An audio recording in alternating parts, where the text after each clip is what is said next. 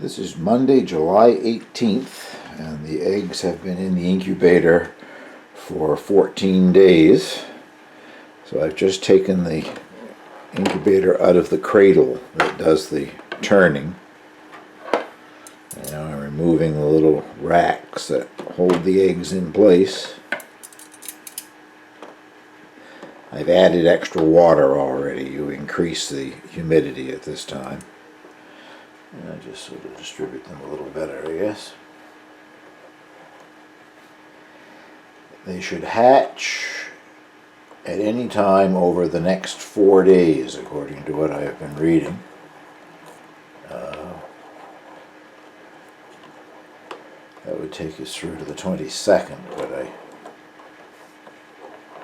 wouldn't be surprised if some of them hatch long before that, or most of them hatch long before that. Thought I was seeing something there, but I guess it's just the design on that particular egg.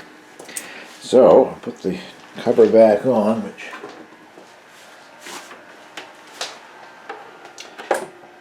is the production part of the incubator. That's what produces the heat.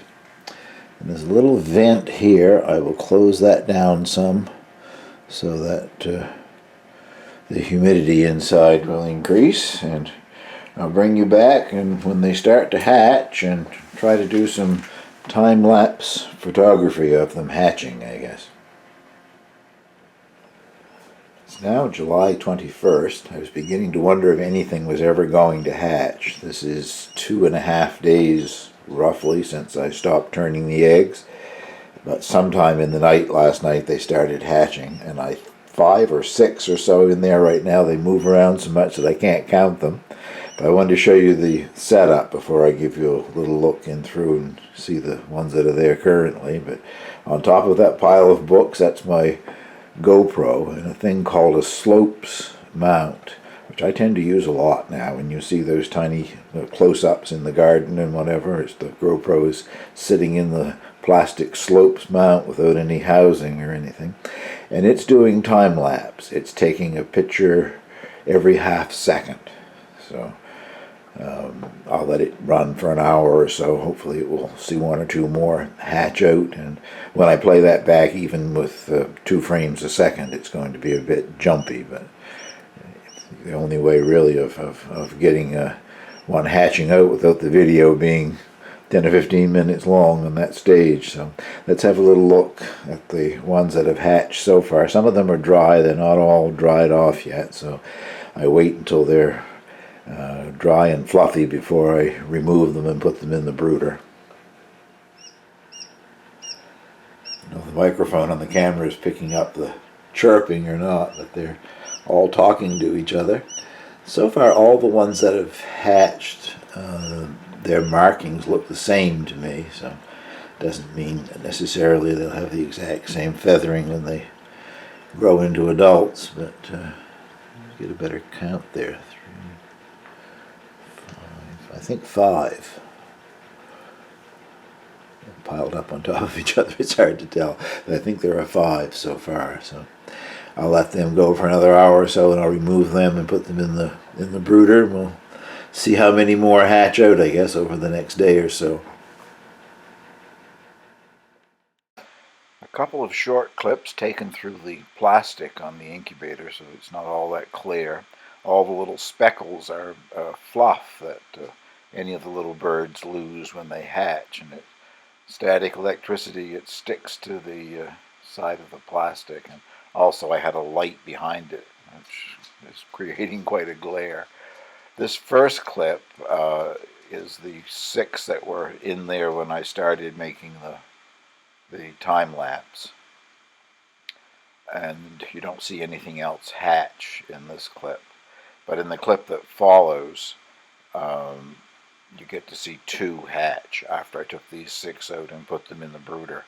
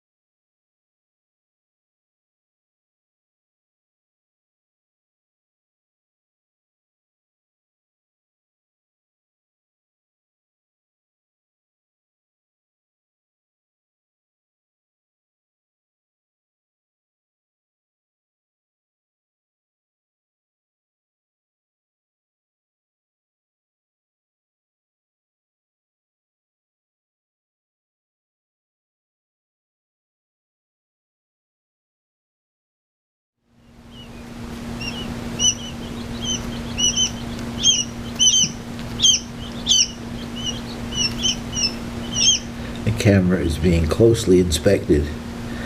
At this point we have 13.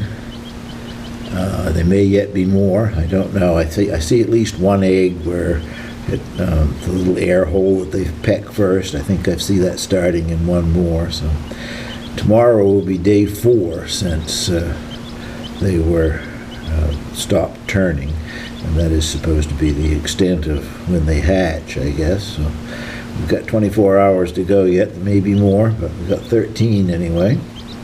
I don't see a great deal of difference in the markings on them.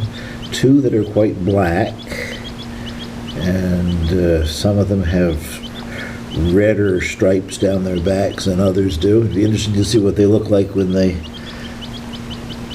get their adult plumage, see how many of the 5 different varieties that I actually end up with. The chick feeder that you see in the foreground there with the yellow bottom on it, that's just a standard chick feeder for any small birds.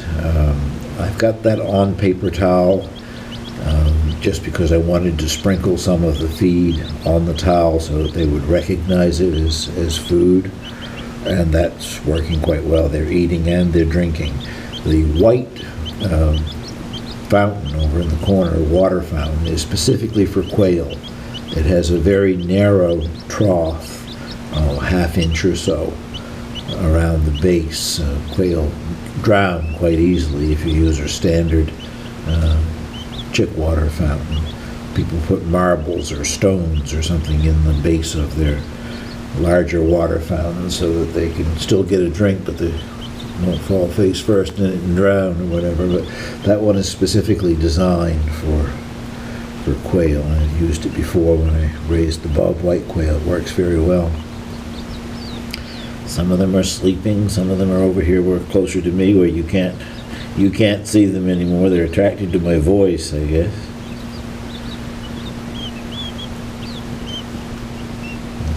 I'm getting quite close to the camera there again. They all seem to be quite healthy at this point, so that's 13, and we'll wait and see how many more develop in the next day or so. But I want to get this video up on YouTube, so in the comments below the video I will put the final number whenever I'm sure of what it is, but this will probably come out before the hatching is completed. Well, thank you very much for watching. I hope you enjoyed this look at the baby quail.